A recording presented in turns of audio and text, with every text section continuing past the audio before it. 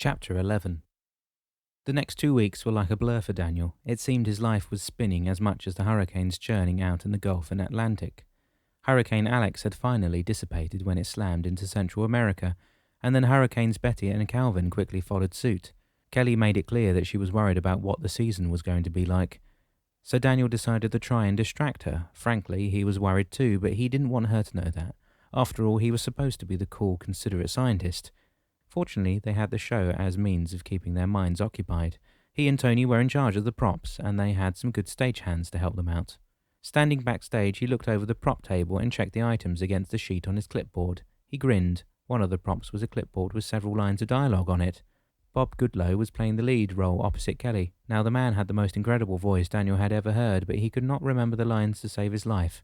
So John and the crew had adopted a simple means of helping him. They had little reminder notes hidden all over the place. "Uncle Daniel!" came a familiar cry. He turned and saw Jessica bounding toward him, her parents in tow. "Hey, kiddo, you guys are extremely early today," he said a moment before she threw her arms about him. "Oof, Jessie, take it easy. You're not 10 anymore."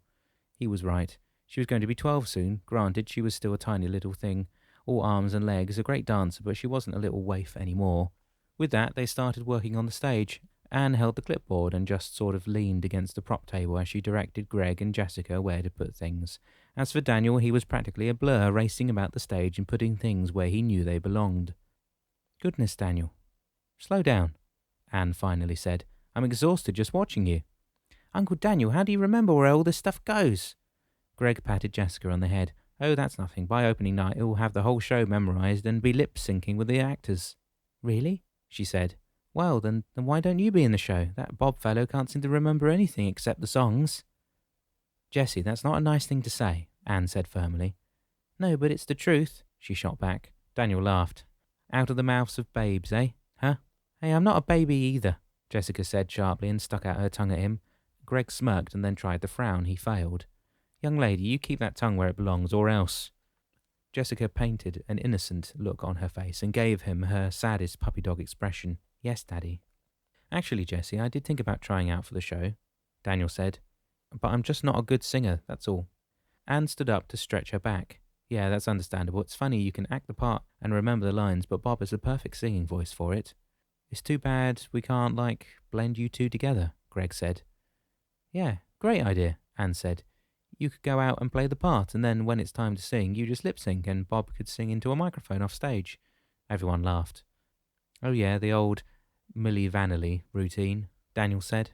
Greg nodded. "Yeah, but no one would believe it. I mean, can you see Bob's deep baritone voice coming out of scrawny little Daniel here?" They were soon finished with setting the stage, and Anne then sat down backstage to rest. Greg sat on the stage next to her and massaged her feet, which were quite swollen. Not long after that, John arrived, and then Tony and most of the cast. Of course, Roscoe was there too, bouncing and bounding about the stage. John had established a very strict rule regarding Roscoe's participation in the theatre. Throughout the rehearsals, he could go anywhere he wanted, and he often did. They'd be right in the middle of a song like Wonderbar, or one of the big dance numbers, and he'd just amble across the stage. But once the show went up, and there was an audience in the auditorium, he had to stay home. Daniel wasn't sure who was more disappointed about that, Tony or Jessica. But John was right to insist on that. After all, they couldn't have Roscoe upstaging the actors. While John went over some notes with Tony, Daniel took the opportunity to sit down. He watched, out of the corner of his eye, as Fabio and Ronald fell over themselves to impress Jennifer. She'd gotten the part as Bianca, and they were playing two of her suitors. Frankly, he thought they were sort of getting lost in their roles. "Hey, Daniel, how you doing?" came Kelly's voice from behind him. Turning round, he saw her walking toward him, obviously just coming in the stage door. "Hey, Kelly, I'm doing fine. What about you? You look iffy." She laughed. "I'm okay, just been watching the Weather Channel too much, I guess." "What are Betty and Calvin up to?" "No good." "They made landfall?" Kelly shook her head. "No, and it looks like they won't. They're just sort of wandering about." "Then why so pensive?"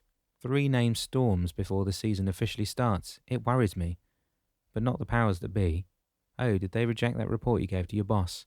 "Yeah, Heidi said they didn't even let her finish presenting it," Kelly snapped. "She said their words were, quote, 'We're not interested in flights of fancy and doom and gloom from Chicken Little,' end quote."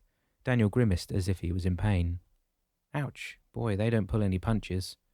"Yeah, but what am I going to do about it?" Kelly said. "Got to just let it go. Anyway, I'll talk to you later. I've got to go get my notes from John before we start the rehearsal." With that, she headed off to talk to John, and Daniel could go back to gazing at Jennifer. He shook his head to see Fabio and Ronald strutting and preening themselves in front of her. Gee, you'd think they were male peacocks trying to impress a hen. She looked over at Daniel and flashed that glorious smile of hers. Instantly, he stood up and sucked in his stomach. Daniel sighed. Seemed like he was as guilty as they were at trying to look good in front of her. The rehearsal went well, Kelly thought, although Bob still struggled with his lines. John told her not to worry. But bad rehearsals meant a good show. It was a theatre tradition. When they were all done, everyone sat down on the stage in a big circle and listened to John's notes. Well, everyone except Anne. She just sort of plunked herself down in one of the front row seats. My goodness, the woman looked like she was going to have twins any day now. Kelly didn't really pay close attention to what John was saying. For some reason, her gaze kept wandering to Daniel and Jennifer. She was sitting between Fabio and Ronald, of course, and Daniel was in front of them, talking to her over his shoulder.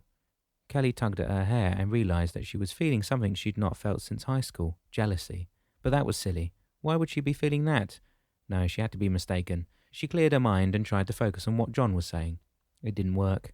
Every time she heard Jennifer's voice, that vile, evil, grating voice, one thought popped into her mind. She must tell Jennifer to leave. Kelly wrapped her hands about her head. Goodness, girl, get a hold of yourself. You're acting like a giddy teenager in love.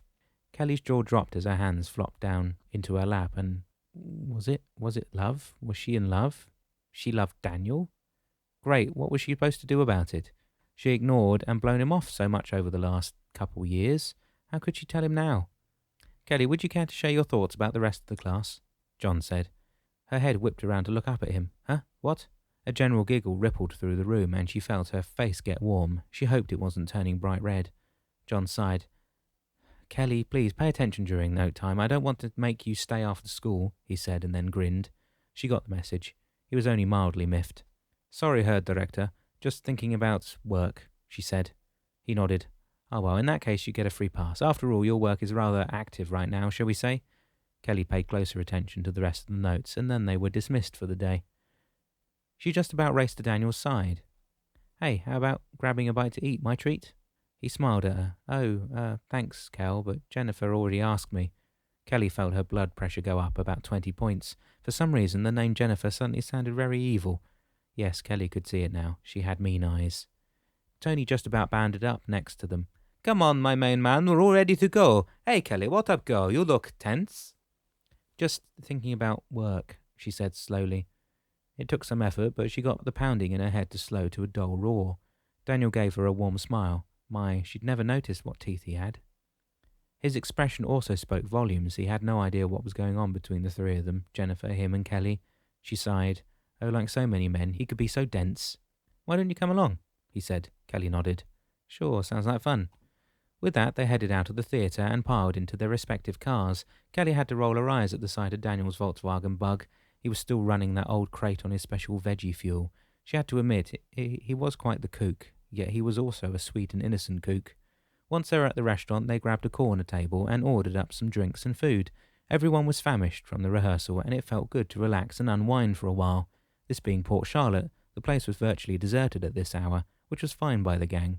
Jennifer checked out the jukebox and cranked up some music so she could dance. Kelly ground her teeth so hard her jaw hurt. Jennifer was doing that deliberately, she was sure of it. Kelly watched her, dancing and bouncing about on the small dance floor. It took about 30 seconds for Fabio, Ronald and Tony to race to the floor to join her. Kelly smiled at Daniel and locked eyes with him. So, Daniel, have you spoken to your dad at all? Oh, you too, he said. What, someone else? Oh, Gabby, right? She after you to go see him? Daniel nodded. Yeah, she wants me to patch things up with him. Please, Kelly, just drop it. I just can't do it now. Okay, I won't pester you about it, except to say just one thing, okay? Daniel sighed and hung his head. Okay, just one thing. Kelly wrapped her hands around Daniel's and looked into his eyes. Daniel, I had a pretty lousy relationship with my parents for years. In our case, it had to do with religion. They're witnesses, and I just can't deal with it. So who did the cutting, you or them? They did. Daniel pulled his hands away from hers and slammed a fist on the table. Aha! Yes, exactly, just like my pop. So how can I do anything to fix my relationship when this is his doing? Let me finish, she said, practically begging. Daniel took a deep breath and nodded. No, we didn't speak for a while, years in fact. Finally, I decided to make the effort. It took some doing, and we've rebuilt our relationship. I'm happy for you, Kelly, but if I may, to follow your example, don't I need to wait a while before making that effort? No, Daniel, I was wrong, she said slowly. And if you ever tell them I said that, I'll shave your head bald while you sleep. He laughed and raised his hands in a mock gesture of defence. Okay, Kelly, your secret goes with me to the grave. Thank you. The point I'm trying to make is the longer you wait, the more time you lose. How old is your dad, Daniel? How many years do you have left to share with him?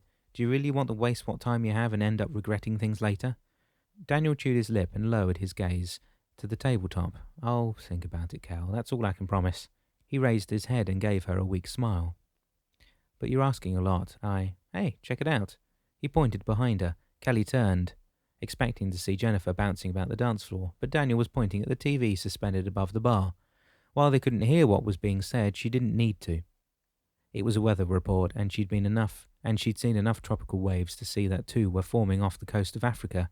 Holy cow, two more were gathering strength. Kelly felt a tightness in her chest. If she didn't know any better, she'd think she was having a heart attack. This hurricane season was not like any she'd seen before. No, strike that. It was unlike anything anyone had ever seen. A week later, Kelly was feeling even more on edge. Things were going from bad to worse on all fronts. Both she and Heidi had tried to arrange an emergency meeting at the National Hurricane Center to discuss the storms. It was rejected. She tried to convince General Lowe to call a meeting at the National Science Board. He'd rejected that. And she wasn't quite sure, but he seemed almost gleeful and happy about the prospects for the coming season. And the worst of the worst, she could not get Daniel out of her head. She was so embarrassed by it all, she was acting like a giddy, love-struck high school girl. Kelly, are you listening to me? Heidi said. Huh? What? She replied, snapping back to the here and now. Oh, sorry, Heidi, I was thinking about him, I know. What? You how? Heidi laughed. Oh, please, I've seen that look on many young men and women. You've got it bad, so what are you going to do about it? Kelly's brow wrinkled. What do you mean by that? Come on, I'm not 16. I'm not going to fight for him. I'm not suggesting a catfight, Kelly, but from what you've told me about Daniel, he may not even be aware that Jennifer has set her sights on him. Kelly rubbed the back of her neck. Ah, well, yeah, about that. I'm not all that sure she is interested in him. Heidi's eyebrows shot up into her bangs. What? You're getting your guts all in a knot and you don't even know if there's a relationship to try and sabotage? Kelly, what did you switch your brain off when your heart kicked into overdrive? Kelly hung her head. I'm sorry, milady. Guess I need to act on this, don't I?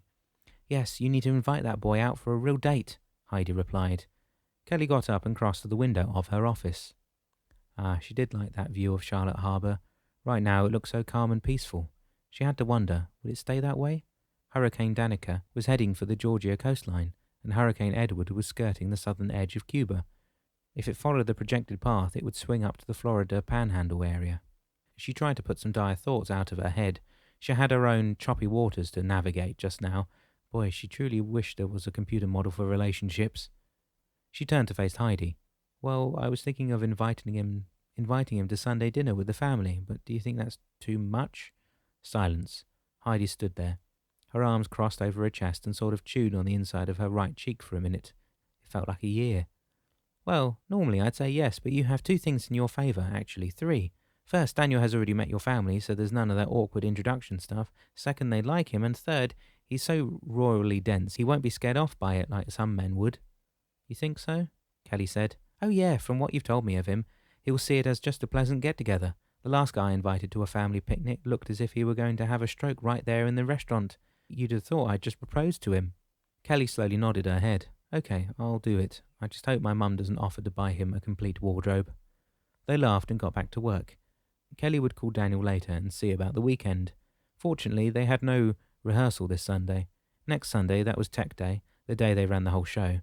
Cue to cue, and try to get the lights, props, etc. all to come together. Oh, that was going to be a long day. Of course, Kelly had to wonder, would dinner with her family with Daniel there be better or worse than that? Meanwhile, far out in the Atlantic, just south of the Azores, a small, innocuous tropical wave began to form. At the moment, it barely caught the eye of the National Weather Service. Still, they logged it into the computer system and assigned it to the potential name of Finale. Only time would tell if it built into a storm, or just dispersed like so many others before it